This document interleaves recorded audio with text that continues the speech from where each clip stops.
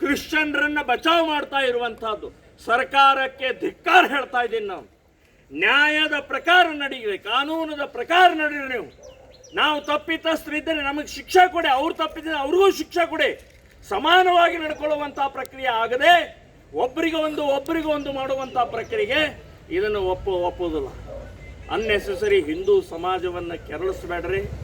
ಮುಂದಿನ ದಿನಗಳಲ್ಲಿ ಇದು ಬಹಳ ಈಗ ಒಂದು ಬೆಂಕಿ ಇದೆ, ಜ್ವಾಲಾಮುಖಿ ಆಗುವಂತಹ ಪ್ರಕ್ರಿಯೆ ಮಾಡುವಕ್ಕೆ ಅವಕಾಶ ಮಾಡಿಕೊಡಬೇಡಿ ಅಂತನ್ನುವಂಥದ್ದು ಈ ಸಂದರ್ಭದಲ್ಲಿ ಹೇಳ್ತಾ ಇದ್ದೀನಿ.